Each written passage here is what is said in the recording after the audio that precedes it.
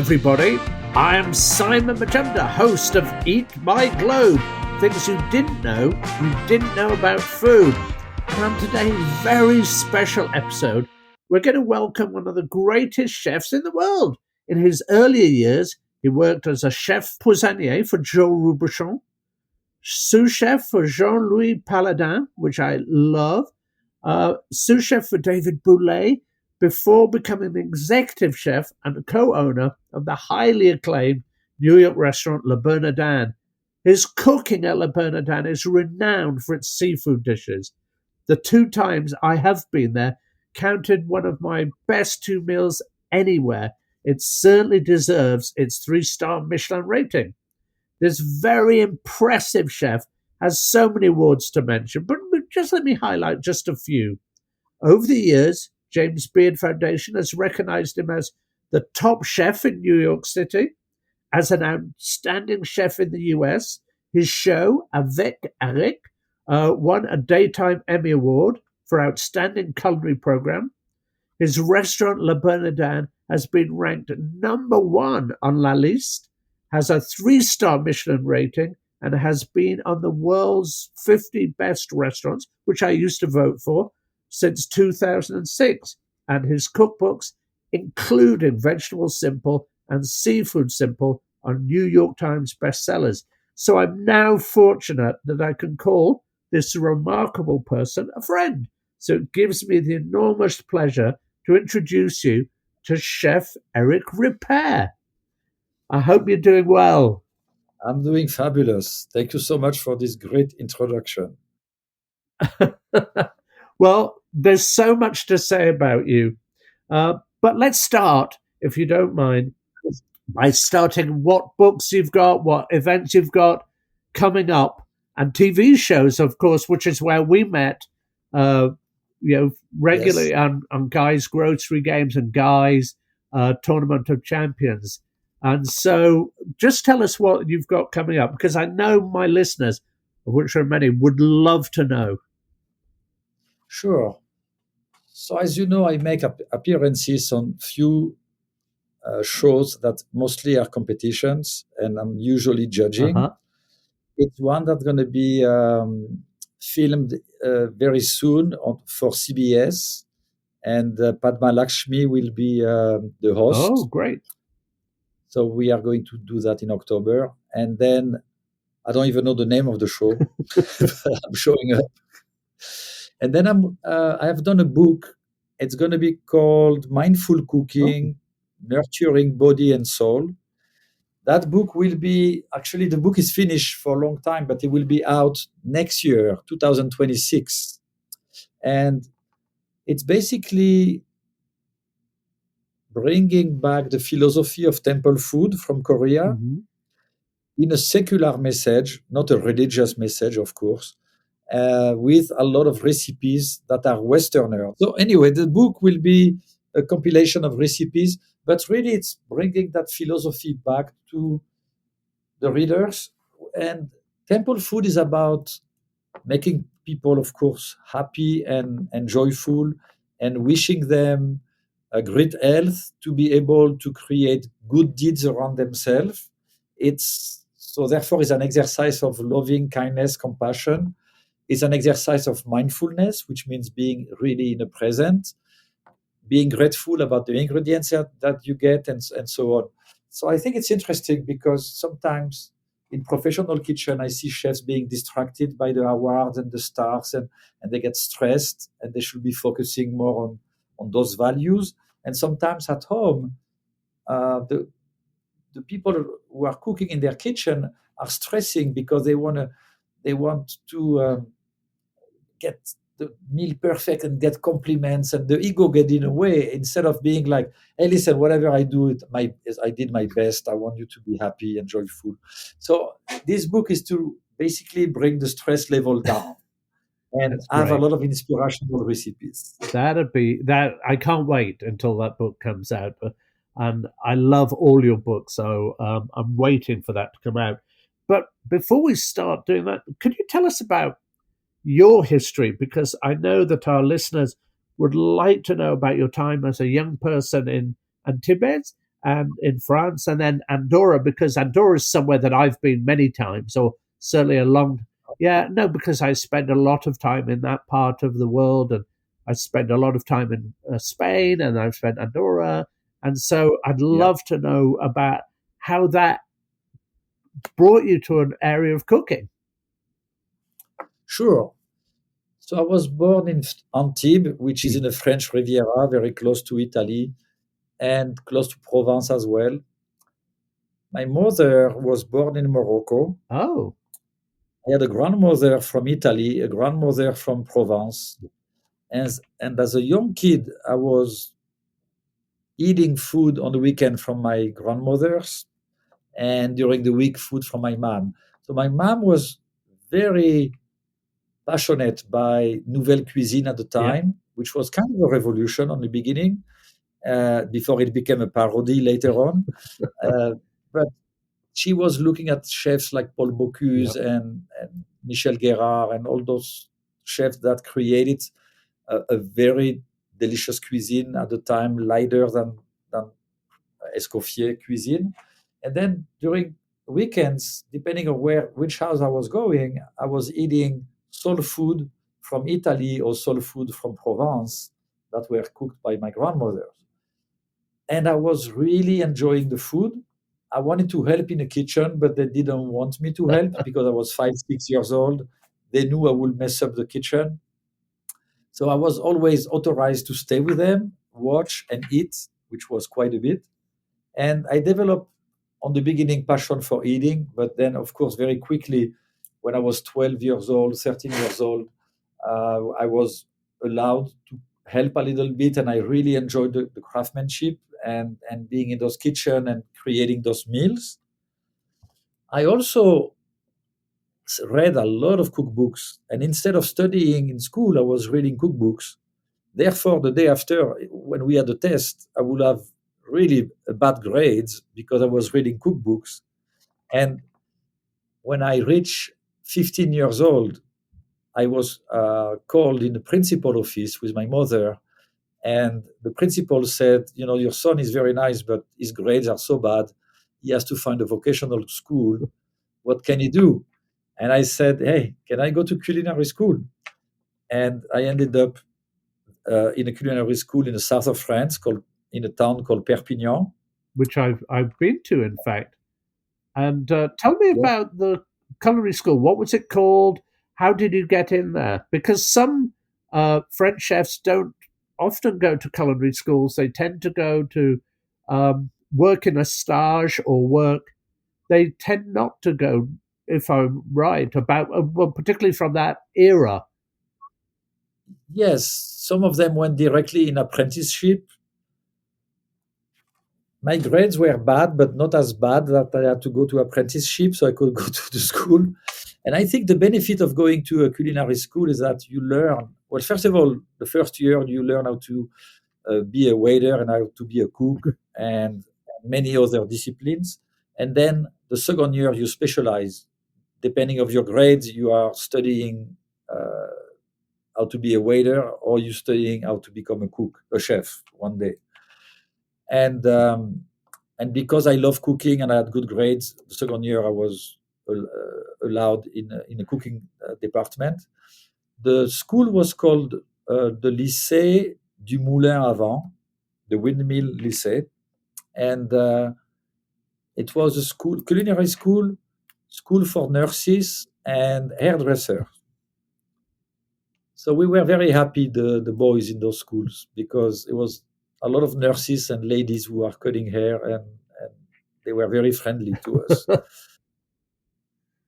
I love that. And you also, though, I know, and I've mentioned some of it earlier, you've worked for some of the great chefs. And I know, again, I've been to France when I lived in London, and I'd always go off there, and particularly once the Channel opened. And so, who were some of the great chefs that who also taught you, their things, and also taught you great business as well? Yes. Well, after culinary school, I wrote a letter for all the three-star Michelin restaurants in France. It was 18 of them. Nobody answered. And then finally, 2 months later, I got a letter from La Tour d'Argent. That was a very Of famous course. classic restaurant in Paris that's still open, of course. In 1982, they were celebrating their 400-year anniversary. It was a 3-star Michelin restaurant. And the chef was Dominique Boucher. Which is very So he was my famous. first chef.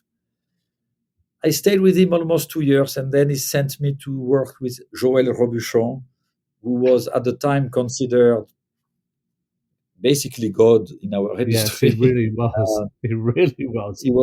He was amazing.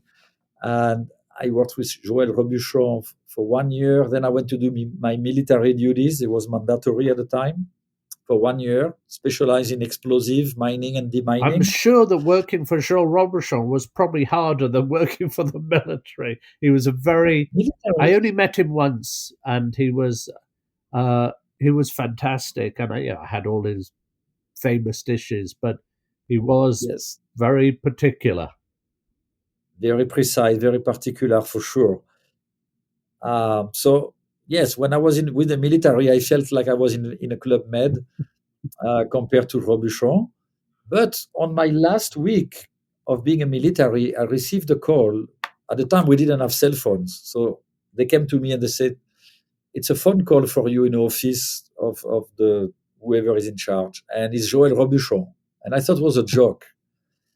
So I went to the phone, and it was Joël Robuchon, and he asked me. He said, "I would like to hire you back because you're done with your military duties, and I would like for you to take care of the fish station at my restaurant Jamin." And I said to him, I need to think about it because it was so hard in his kitchen. Yeah, I'm sure. And he had a very quick answer. He said, "Of course, you can think about it. You have 30 seconds." I couldn't say no. And I said, "Okay, I'm coming back." So I went back to Paris a bit more than 2 years.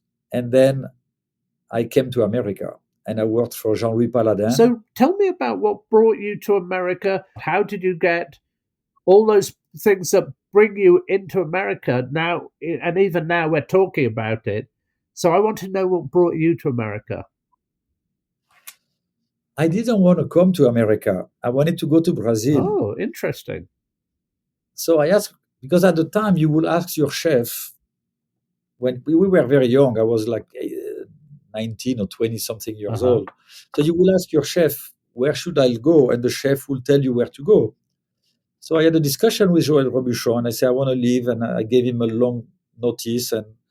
And I said, "Can you help me?" And he said, "Where do you want to go?"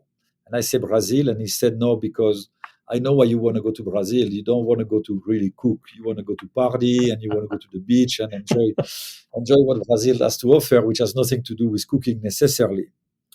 So then I said, "Well, in that case, I would love to go to Spain." And he said, "Well, you grew up very close to Spain. You shouldn't go to Spain." It's a great place. So finally, I said, it's beautiful, but I grew up in a country called Andorra from 9 to 17 years old. And in Andorra, we speak Catalan and Spanish, and it's close to Barcelona. So he wanted me to travel, I guess.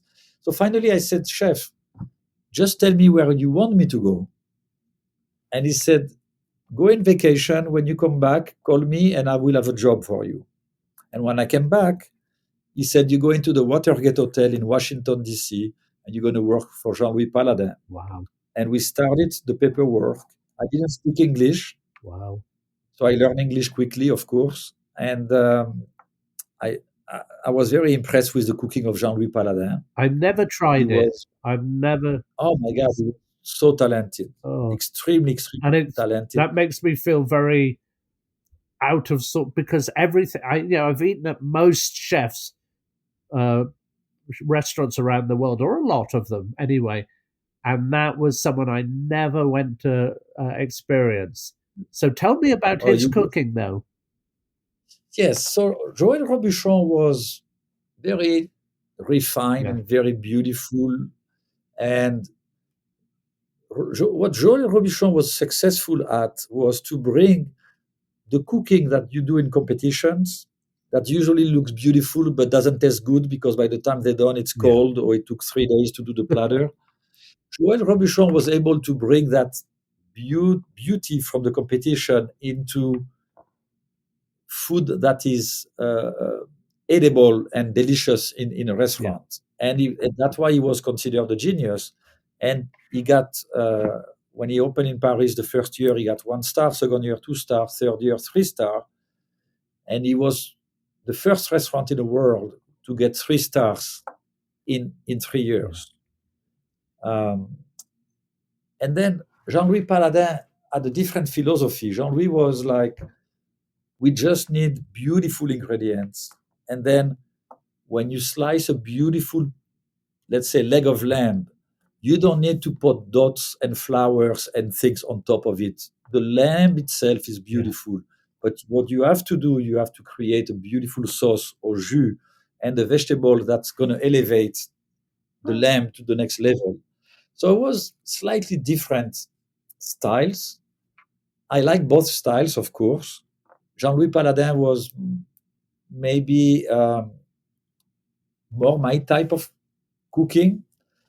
And also in terms of ambience in a kitchen, it was much more relaxed than in Joël Robuchon kitchen, which was very, very uh, difficult to be in. It was a very difficult culture, a lot of screaming and abuse from his sous chefs and so Yeah. on. Jean-Louis Paladin was very different, very friendly, and leaving the Paris and France and Joël Robuchon and going to Jean-Louis Paladin, if I can make an analogy, is like leaving Catholic school and going to Woodstock. Uh, so tell me about that, because when you, what other kitchens did you work in before you got to Le Bernardin? Because I want to talk about Le Bernardin and then take that, because that's something that I've enjoyed so much. But I want to know of Thank you. how your kitchen journey took you to Le Bernardin. Sure. So I was working with Jean-Louis Paladin, as I Yeah. mentioned, in Washington, D.C. However,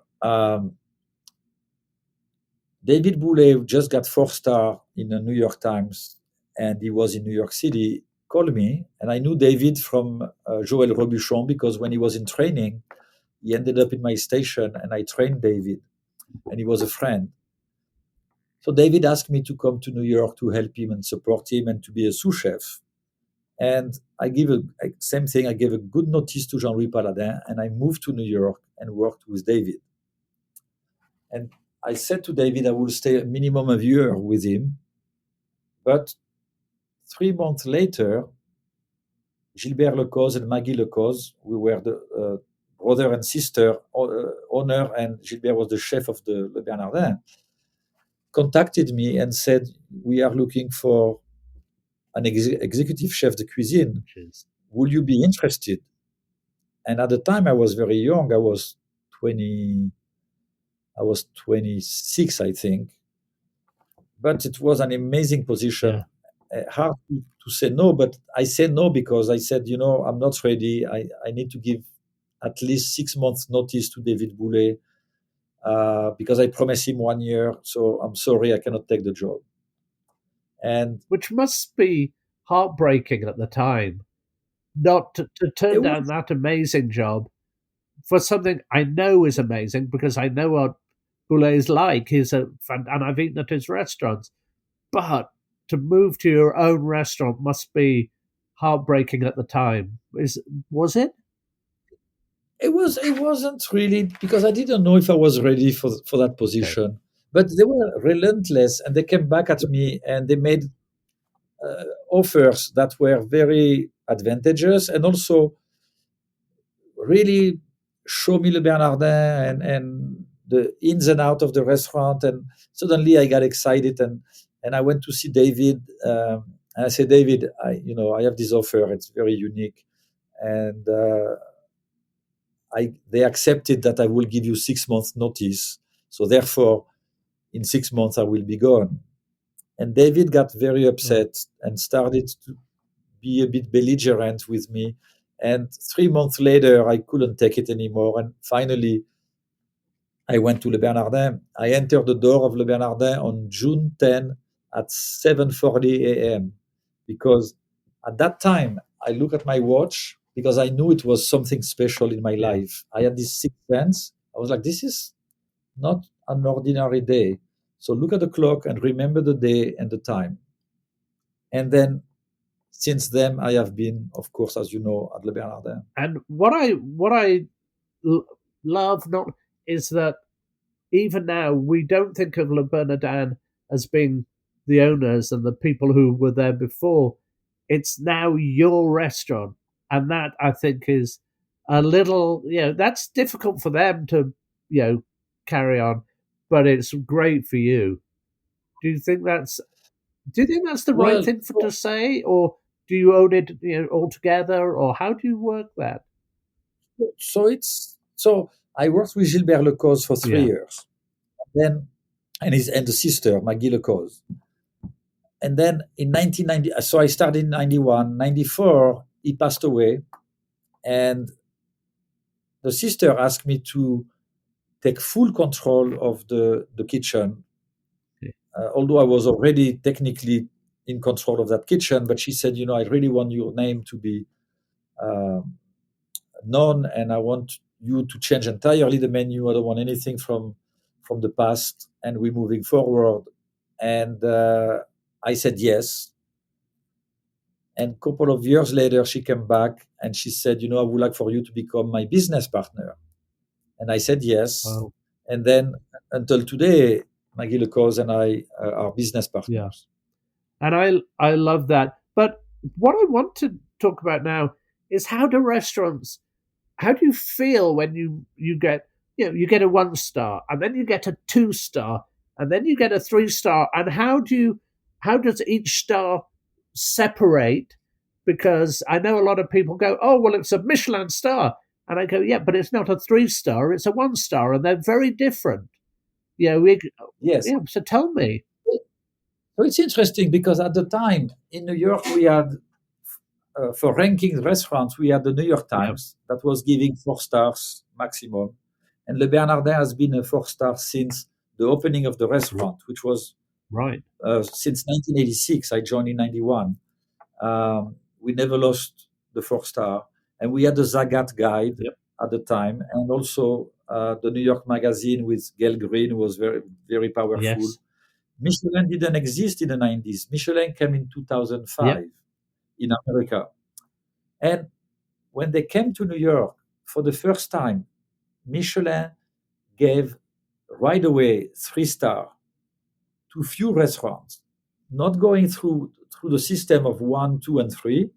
So I think, because I have one Michelin somewhere in my office, I'm going to tell you right away who was on that at 3 stars. I love the fact that you just get out your 3 Michelin and 1 Michelin and can read them out, because this is something that is you from that day. You've been right up at the top. Oh no, for sure. So that year, Jean-Georges got a 3-star Michelin, Alain Ducasse got 3-star Michelin, Le Bernardin got 3-star Michelin, and I think that was it. So 1 star means that a very good restaurant in its category. That's 1 star. 2 star is excellent cuisine worth a detour. And then 3 star is exceptional cuisine worth a special journey, which means you will travel to go to that place. And that's interesting for people to listen to, because they don't know what each of those stars mean. And I think that, could you say that again for people listening? Because I think it's really important. Of course, 1 star means a very good restaurant in its category. So it could be an ethnic restaurant, it could be anything, but it's a very good restaurant in its category. Then 2 star means it's an excellent cuisine worth a detour, which means you are, let's say, in New York, or you are in a region. If you have time, you should pay a visit to the restaurant. And then 3 star the cuisine is exceptional, according to Michelin, it's worth a special journey, which means you should take the plane and come to New York and eat in that And restaurant. does that include the service as well? Does that include the wine list? Does that include everything or just the No, food? the stars are rating only the food. By the way, the fourth chef was Thomas Keller with Which Percé, is fantastic. Alain Ducasse, the Bernardin, Jean-Georges, and Percé in 2006, Michelin Which edition. I remember going to per se and in 2006 with one of the critics from London. I still remember it. Oh, wow. Yeah. So the cuisine is the stars, like I mentioned. And then the service is forks. So you get one, two, three, four, even five forks for the quality of the service, which is not related to the Right. stars. Stars is solely about the chef and the cuisine, and the forks is about the quality of the service and the decor of the restaurant as well. Okay. That I think that's great because a lot of people don't know that, and I think that's a. Yeah, that's true. So I want to ask you though, when you receive these stars, particularly the 3-star one, how do you feel? I mean, that's an amazing. How many restaurants are there that have 3 stars in the world? And you do. And how do you explain that to people like me who go, I don't understand how good your cooking is, how wonderful your seafood is in your case. How do how does that feel to you? Because it's just I don't understand it being me. Yeah. Um, well, when the Michelin came to America and gave us the 3 star, we were very surprised, extremely happy, of Yes. course.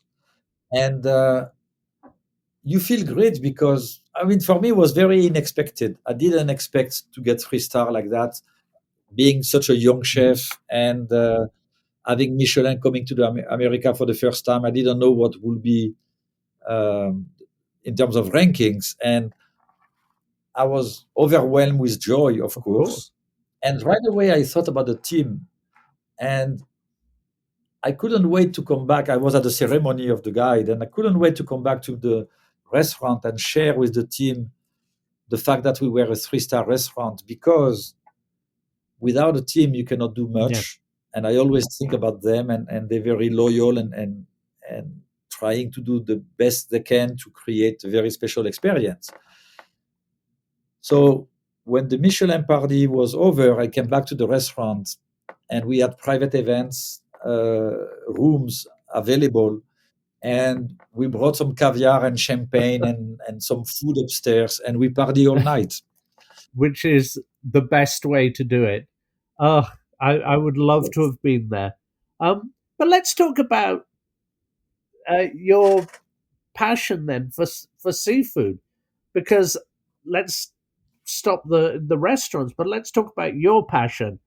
So, was there one particular dish that you said that's the dish, and now I'm going to replicate this kind of dish? Was there a simple dish, or not a simple dish, but a more uh, dish like bouillabaisse, which isn't simple, but it's just a beautiful dish?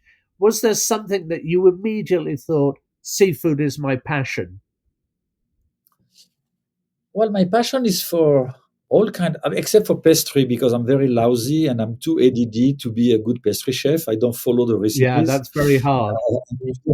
In pastry, you have to follow the recipes. I will compare my cooking to jazz, where you improvise a lot and so That's on. great. But I, I love all kind of cooking, cooking vegetables, Yeah, cooking meat, and cooking seafood equally, and I like all the techniques of cooking. But as a young age, even when I was in La Tour d'Argent, which was specialized in yeah. ducks, I spent a lot of time in a fish station. And then when I worked for Joël Robuchon, I spent the second part of my stay with him, which was after my military duties, in a fish station. Again, I was the chef of the fish station. Then when I came to Washington, D.C. with Jean-Louis Paladin, again, I was in charge of the fish station. And when I worked with David Boulet, I was in charge of the fish station. So therefore, I, I developed love and knowledge about cooking seafood. And when I had the offer to come to Le Bernardin, it felt like a gigantic fish station. And I was very at ease and happy to cook seafood. And that's why I'm specialized in seafood. And that's why I love it so Yeah, much. I know, and we're going to talk about this book now. So this is Seafood Simple, which I'm Yeah, just putting here, and we'll do a proper post at the end to show this. But this is such an incredible book, and I thank say you. that because I was in publishing.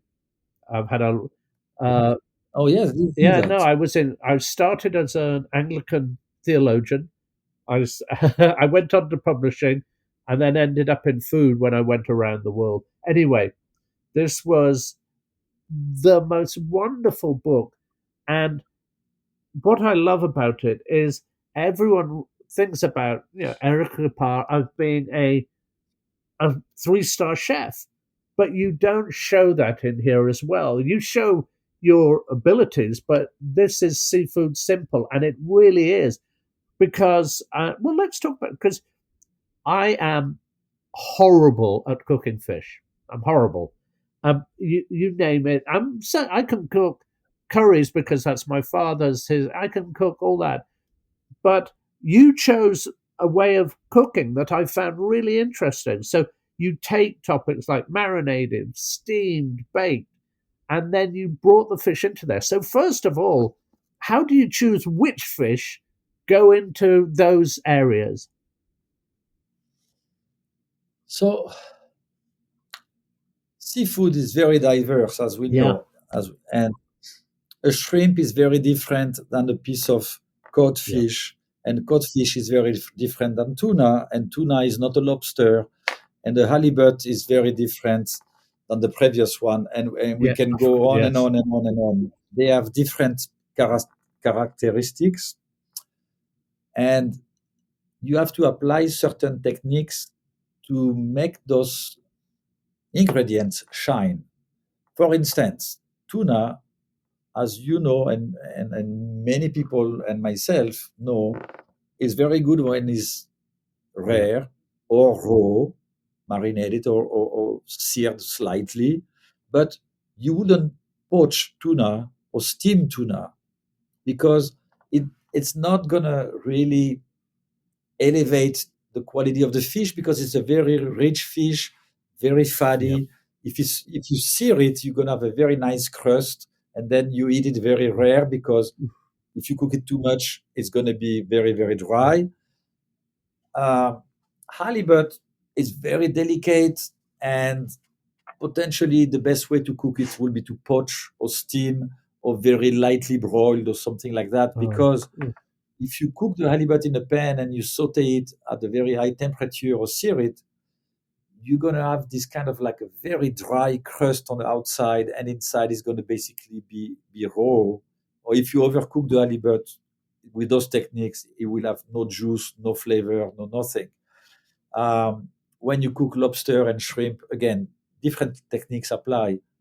So so what how I would you did in the cook book, lobster, for example? so lobster can be Yep. broiled, lobster can be poached, lobster can be sauté. What you need to know is how to master those techniques. So what we did in the book, we broke down the book into techniques, and in every technique we said, well, the lobster is very good for broiling, is very good for sautéing, very good for poaching, very good for baking, and then we explain to you how to apply those techniques for the lobster. Then, if we take, for instance, a piece of codfish, we say, well, the codfish is a fish that really can be sauté, pan roasted, can be steam and poach. And we, again, teach you through the techniques how to elevate the cod fish to the next level.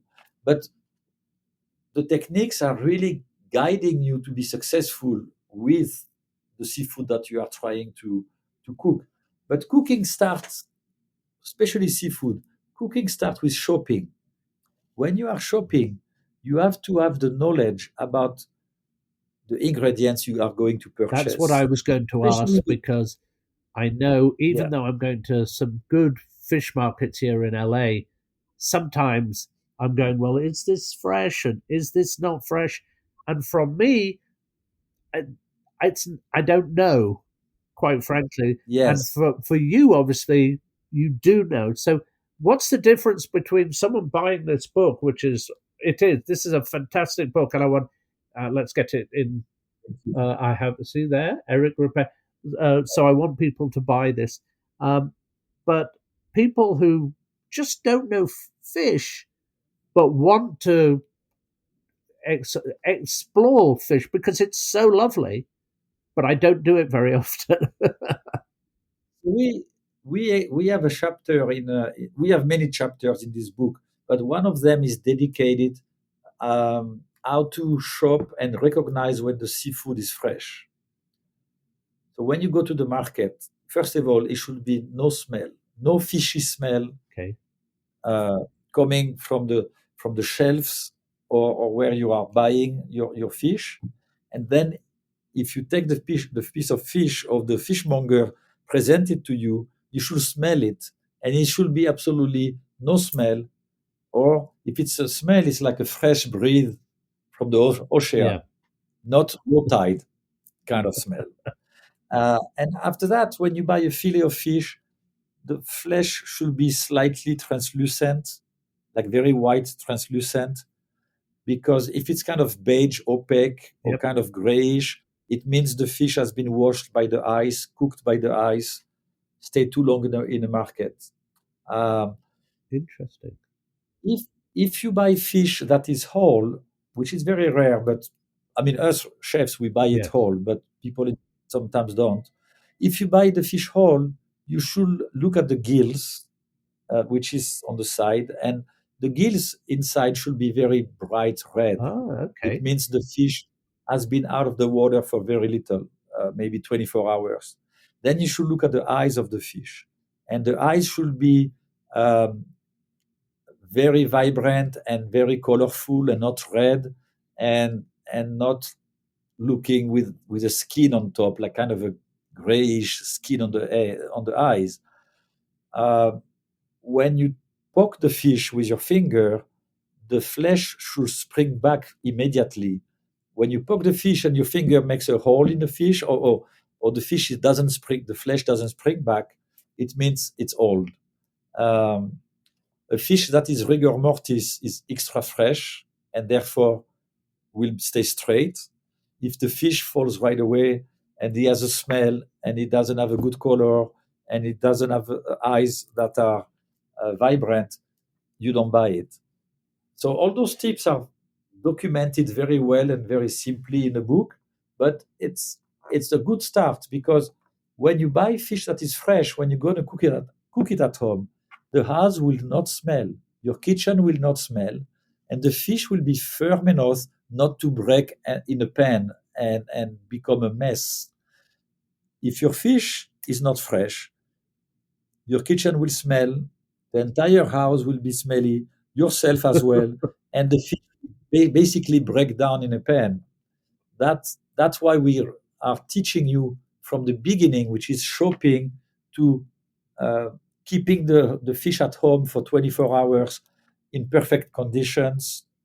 We teach you all those aspects, and then we recommend the techniques that are the ones to apply to all the different And I species. know you're going to have a lot of different dishes in this. Again, seafood simple, which is fantastic. But if there was one dish that you go, that's the dish I want you to try first, how what would you say? Because you're the you are the great master of seafood. So how would we? Should we do?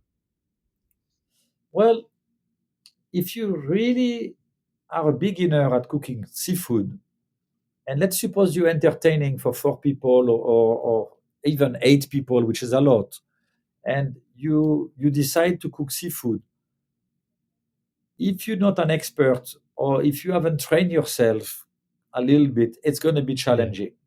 So therefore, I think the technique that is the easiest, simplest to apply is broiling, Okay. because you can put the seafood, the fish on the tray. If you have a big oven or even a toaster oven, actually it will work. You put it at broil, and then you can cook your fish. You brush the fish with a bit of butter on top or a bit of olive oil, and you cook it in a broiler like that, under broiler. And then after a few minutes, of course, you have to look at it and see what's happening. You insert a metal skewer through the Yeah. flesh. And if it's very difficult to go through the flesh, and, and when you touch your hand with the skewer, if it's cold, the obvious is that the fish is not cooked. When the fish is perfectly cooked, the skewer goes through the flesh easily, and when you touch your hand with the skewer, metal skewer, it will be warm, which means the fish is perfectly cooked, medium rare to medium. Now, if you put the skewer in it and it comes back and it burns your hand, you are punished for overcooking your fish. Well, that's fantastic, and I hope that people will listen to that as well as buying the right fish. And what I want to do now is just talk to you, because the other thing that I love, and as you know, I've been to, I don't know, nearly 100 countries. You really travel, and so again in Seafood Simple, you've got dishes from around the world. Although I noticed not from India yet. That I had, unless I've not. We have a Madras Oh, curry do you? Oh, in the book. Yes, we have a recipe of curry. So that could come from India, could come from other countries, but yeah. Oh, definitely maybe I've not. India. And the inspiration was there. But tell me about some of the countries that you've visited, because I know you've got Sambal, which is Indonesia, which is and you've got Yes. tempura, and you've got these things make me really hungry, and I probably have people cook them for me. So, how did that experience work with your cooking? Well, experience comes from traveling or from being in New York. As you know, New York is a melting pot of cultures, Very much, yeah, and very we much. interact with chefs from all over the world, and we are inspired and influenced by their techniques and by the new ingredients that we test when we go to visit them, and by new flavors that we never tried before. So that is, it's definitely an inspiration. But I in my life I travel quite a bit. I have been to many countries in the world, and I have been influenced by South America, by Yeah. Asia, by Southeast Asia, by India, by Europe, of course, and Scandinavia, and even in America. So we in America we have soft shell Mm. crabs that you cannot find anywhere else, right? So we have a recipe of soft Oh, shell crab in the book. gorgeous. So I love that. And before I finish this period, because I'm going to ask you some more fun questions that I ask everybody when I do this, but people would love to know how a three-star chef eats every night, because I'm sure Uh-huh. I've talked to some three-star chefs who go to McDonald's. I've talked to some three-star chefs who just go, you know, I go and get a hamburger on the way, what do you call it, a hot dog on the way home. So I'd love to know how you're cooking, or not cooking, and what you buy on the way home, just to keep you hungry. You keep your hunger away. So I work uh, 5 days a week, Monday to Friday, lunch and Yeah, dinner. I know that's a lot of work. And therefore, I do not eat for breakfast, or I have maybe a fruit. Then I come to the kitchen and I test all the sauce and all the little preparations to make sure that Yeah, they are right. Then I choose a couple of dishes from the menu, and they make me small portions, and it allows me to try and to make sure that it's exactly what it's supposed to be. And then during what we call the service, is when people come for Yes. lunch, I I taste the food a lot in So the you're not that kitchen. I hungry never when you go home. No, I am not. I never double dip, but I taste a lot of food. And then dinner start again, and then I do not have a dinner, but I try the food again a lot because I believe that when you cook, if you want to know if it's good or not good, you have to try the food. If not, you have no way of knowing what you are doing. It's not possible to know if it's salty, over Yeah. salty, or bland if you don't test. So I test and I teach the team how to test as well. At the end of the night, I'm really not hungry at all. And therefore, when I go home, I don't have to stop anywhere. I go home and it's time to relax. Now, on the weekend, I'm not working on Saturdays and Sundays. I have lunch with the family, and very often I like to go to a casual place, fun place.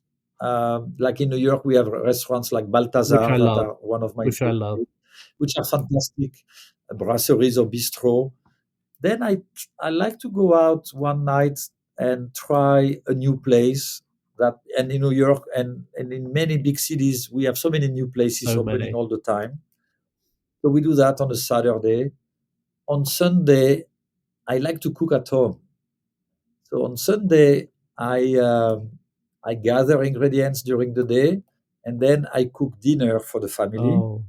Sometimes we eat a light lunch at home, but at night we always have a very elaborate dinner Sunday Oh, night, and then I cook for the family for few days, for Monday, Tuesday, Wednesday, so they don't have to worry about it. And that's the way I live my life.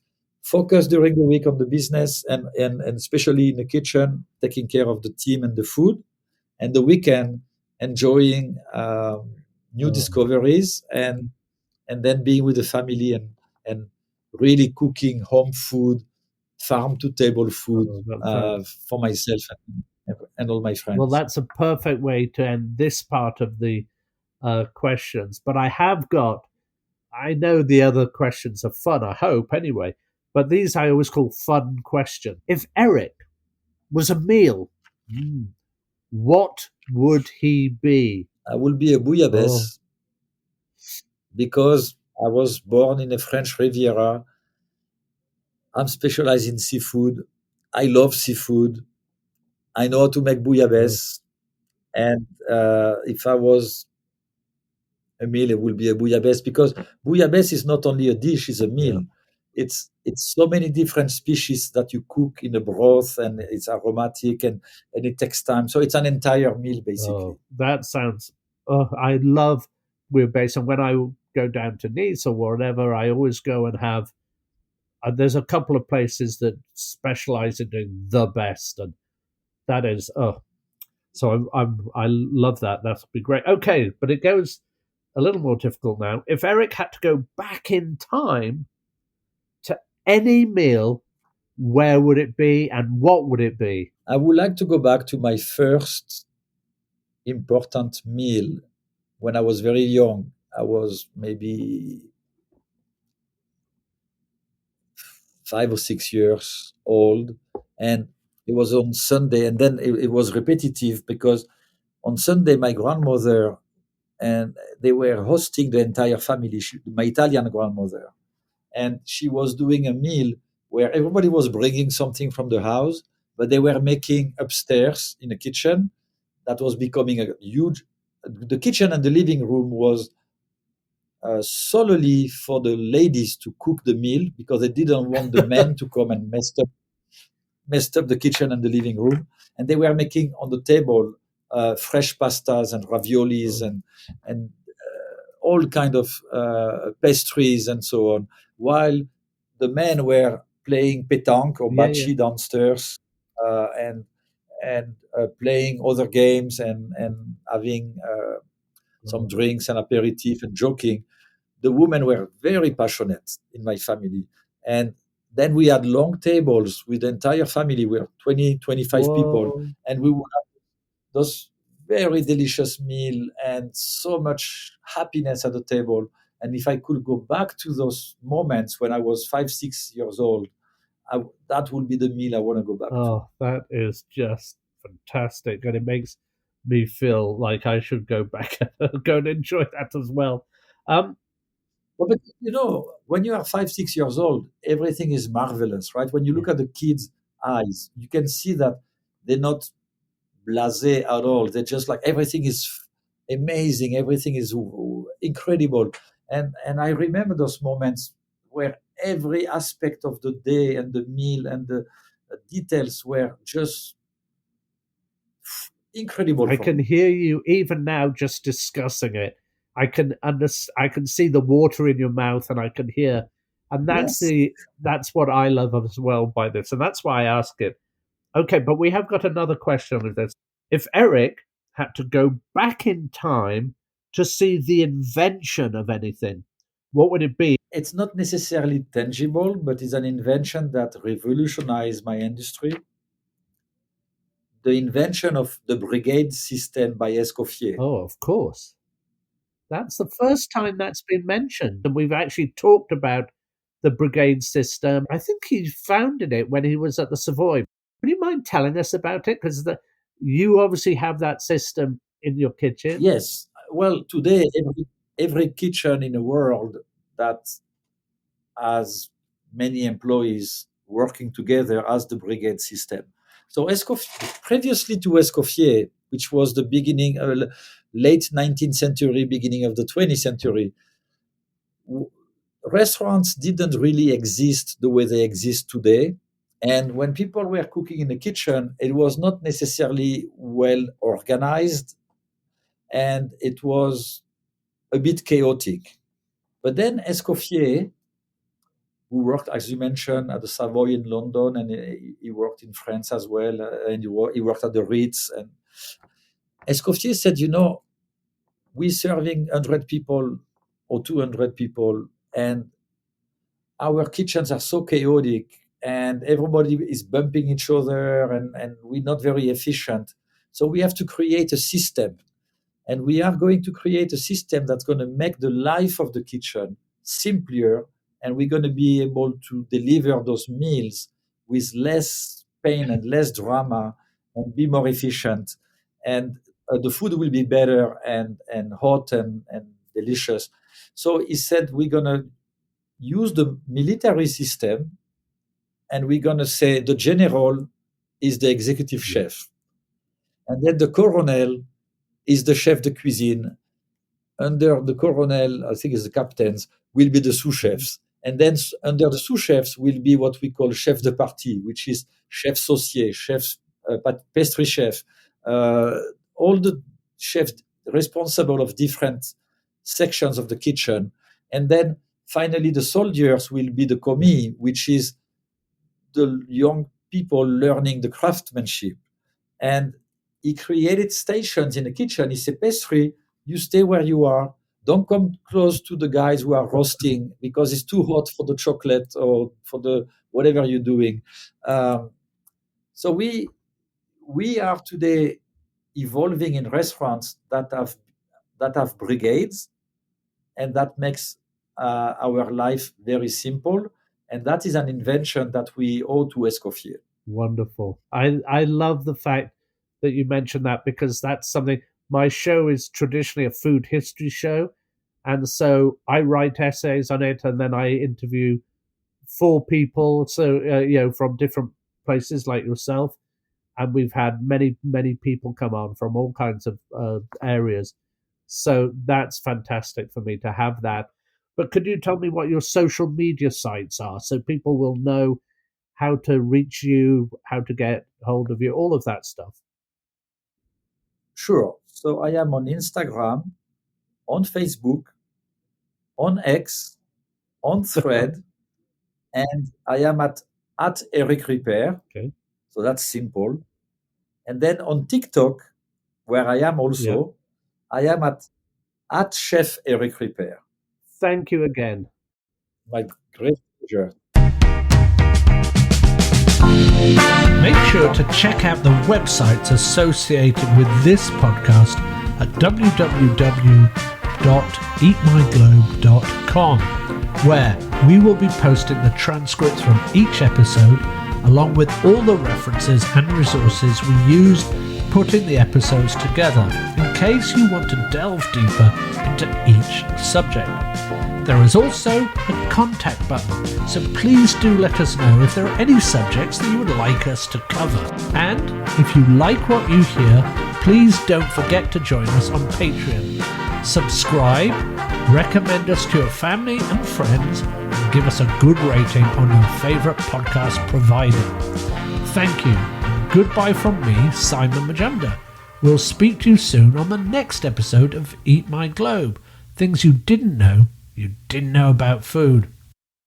The Eat My Globe podcast is a production of It's Not Much, But It's Ours and Producer Girl Productions. We would also like to thank Sybil Villanueva for all of her help, both with the editing of the transcripts and essential help with the research.